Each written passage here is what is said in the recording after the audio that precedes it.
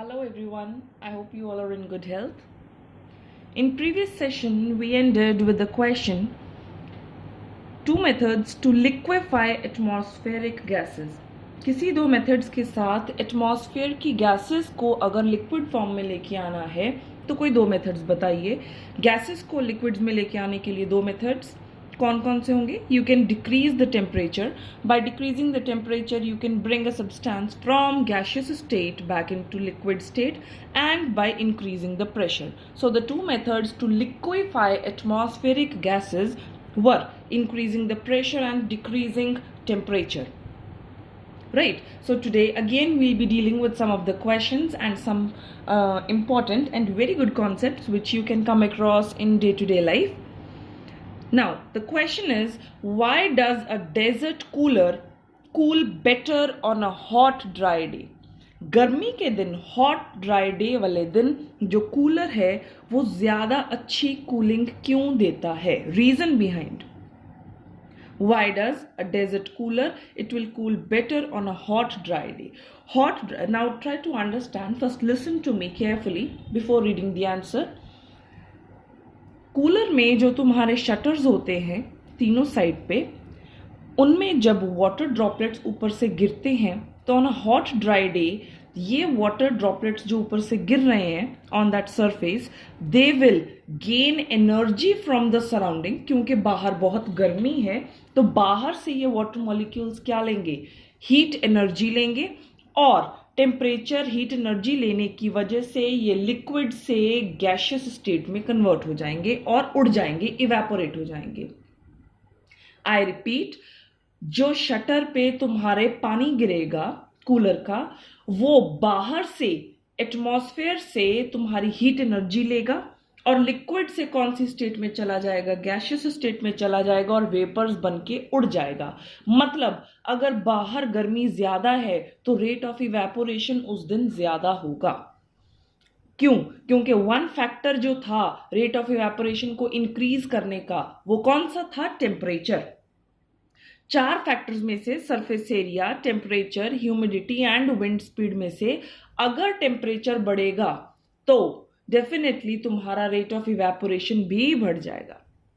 ठीक है, और क्योंकि हॉट सनी डे वाले दिन तुम्हारा टेम्परेचर इंक्रीज हो चुका है, बढ़ चुका है, इसलिए तुम्हारा रेट ऑफ इवेपोरेशन उस दिन ज्यादा होगा. एंड वी नो जब जब इवेपोरेशन होगी तब तब कूलिंग इफेक्ट आएगा. So now you read the answer. On a hot dry day, water will evaporate fast. Right? As evaporation causes cooling, so definitely the desert cooler will cool better on a hot dry day. Fine. Your next question is, how does the water kept in earthen pot, मटका, जो तुमने देखा होगा घर पे, many people they don't use a refrigerator for cooling water in summers. तो गर्मियों में कई लोग क्या है, वो मटके का पानी पीते हैं. मटका क्या होता है? वो मिट्टी से बना हुआ एक पॉट है. सो दैट मटका it becomes cool during summer. मटके का पानी को, मटके वाला पानी ठंडा कैसे होगा?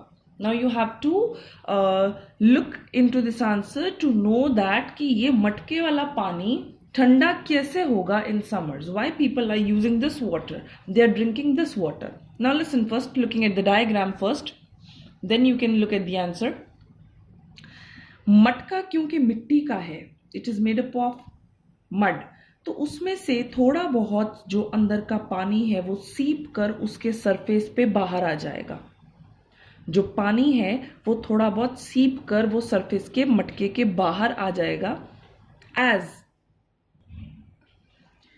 As you know, अगर मटके में से पानी थोड़ा सा भी बाहर आएगा, since it is made up of mud, definitely ये वाले जो वाटर मॉलिक्यूल्स इसके सरफेस पे बाहर आ चुके हैं, they will gain energy from atmosphere.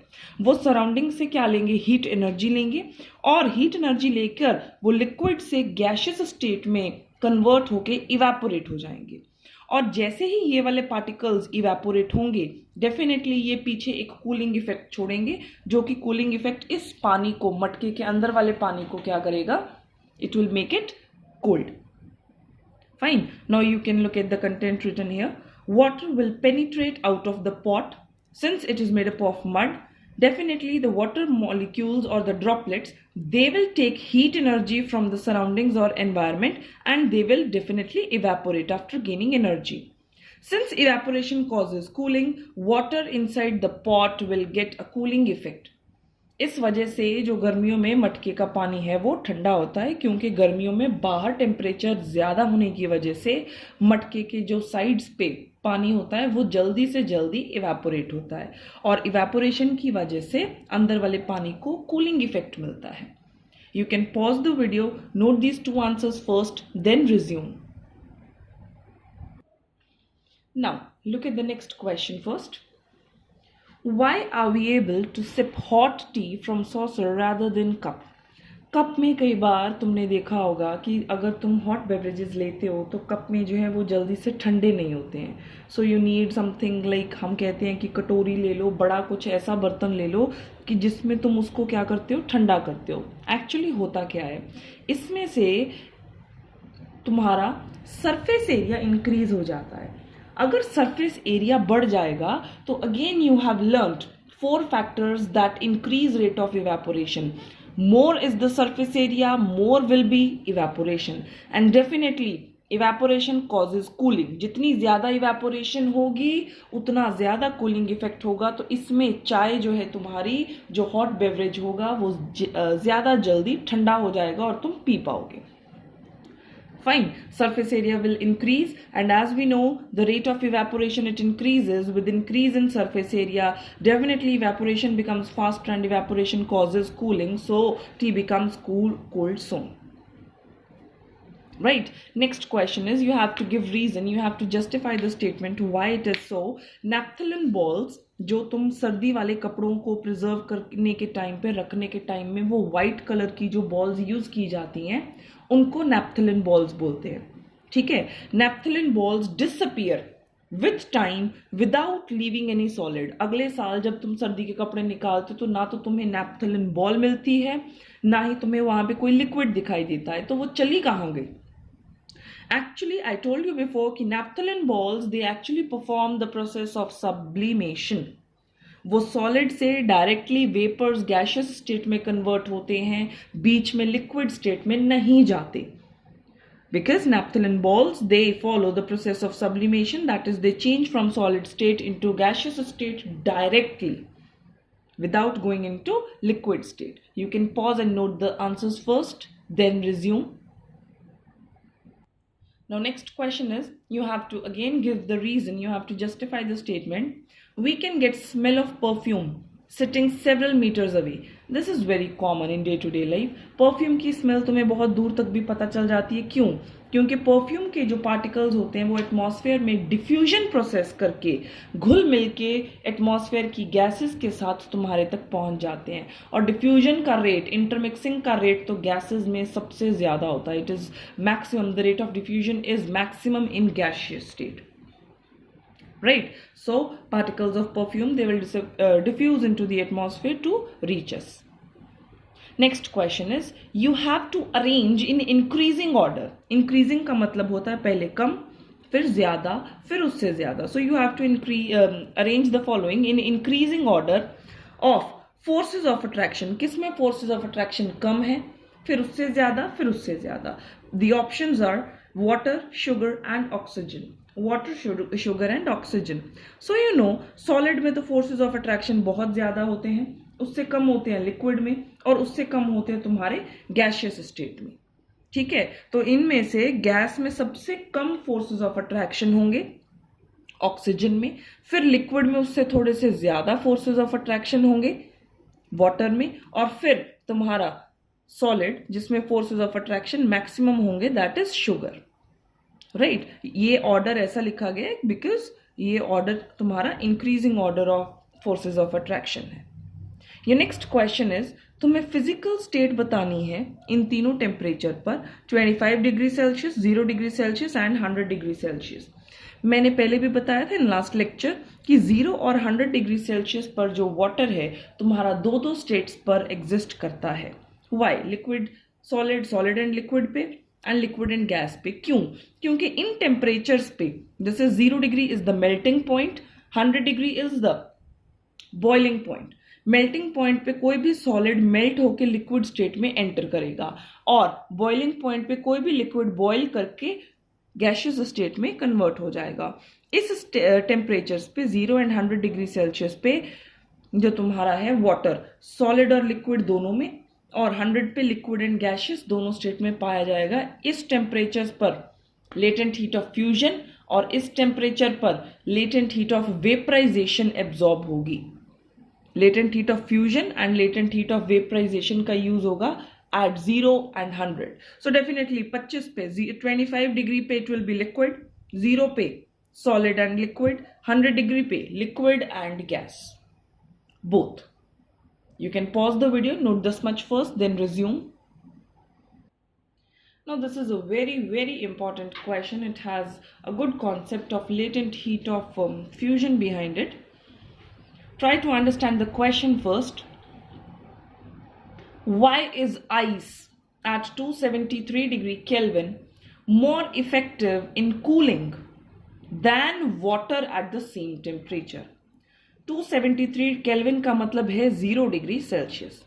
0 degree Celsius पे तुम्हारे पास आइस भी है और वाटर भी है। पिछली क्वेश्चन में, previous question you did, 0 degree पे तुम्हारे पास सॉलिड स्टेट भी होगी और लिक्विड भी होगी।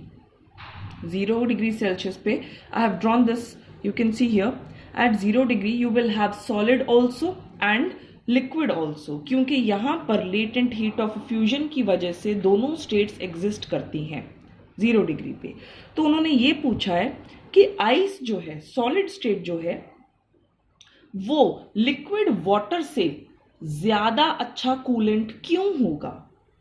डेफिनेटली सॉलिड इधर है और लिक्विड थोड़ा इधर है, तो 0 डिग्री पे पहले सॉलिड है फिर लिक्विड आएगा, बनेगा।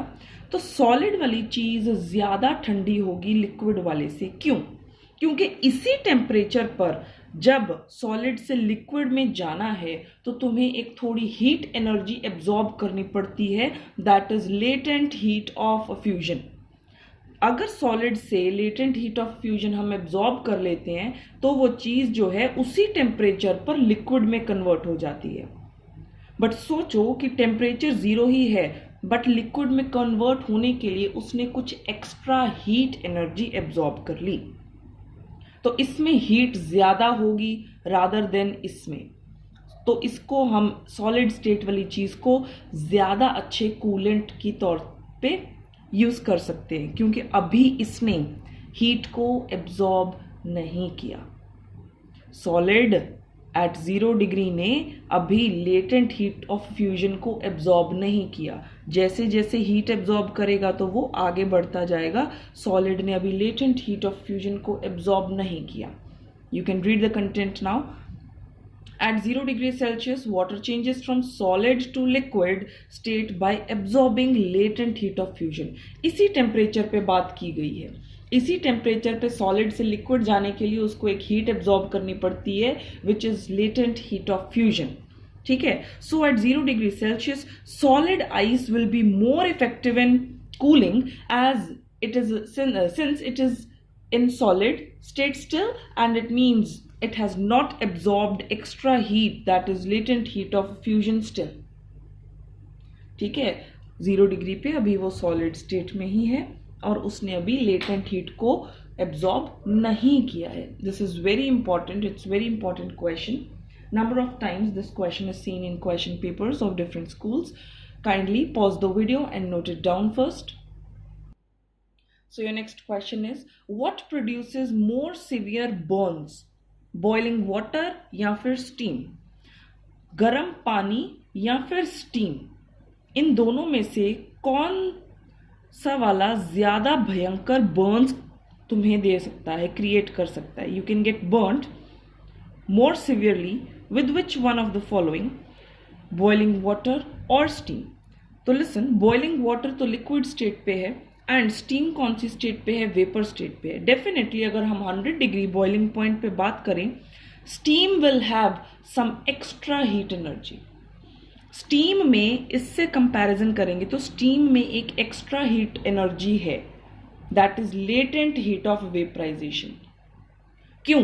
क्योंकि इस गर्म पानी ने latent heat of vaporisation absorb की होगी 100 डिग्री पे, तभी जाके ये स्टीम में कन्वर्ट हुआ होगा। अगर पानी ने लेटेंट हीट ऑफ वेपराइजेशन को एब्जॉर्ब किया होगा तभी वो स्टीम में गैशियस स्टेट में कन्वर्ट हुआ होगा, तो इसमें हीट एनर्जी ज़्यादा होगी। तो ये वाला जो स्टीम जो है, it will cause more severe burns than boiling water. You can see here, since steam has extra heat absorbed, that is latent heat of vaporization, so it will cause more severe burns. Right? You can note this answer first, then resume. Now, here are some of the physical quantities which are used in science and the SI units along with their symbols. So you need to learn all these because it will be helpful to you in chemistry as well as physics in both the branches. So you need to learn all the SI units. For temperature, it's Kelvin. Usually we measure the temperature in Celsius. Whenever you look at thermometer, you always tell the temperature in Celsius, but scientifically the SI unit of temperature is Kelvin, and symbols, they are written, if they are written in capitals you have to use capitals, if they are written in small letters you have to write in small letters as it is. Length, SI unit is meter, mass it's kilogram, weight it's Newton. Newton, it's named after the scientist Newton, it is written as capital N. Volume is cubic meter, and in language it is written as meter cube. Density is, as you know, I told you before, density was mass upon volume. So mass is kg, volume is meter cube, you have seen here. So SI units of density is kg per meter cube. क्योंकि density जो थी वो mass upon volume थी, तो मास का KG है, volume का metre cube है, डेफिनेटली डेंसिटी का हो जाएगा केजीज पर मीटर क्यूब. एंड प्रेशर का होता है पास्कल. ठीक है, pascal was also name of a scientist, उसका भी जो ये ऐसे यूनिट है, it is given after the name of a scientist. Right, with this your chapter number 1, matter in our surrounding, is complete. Kindly go through all the sessions carefully again and again. You can rewind the video whenever you want. You can see the sessions again and again, and still if you have any doubt you can ask me. Right, we'll proceed with some new chapter in next session. Till then, thank you, take care.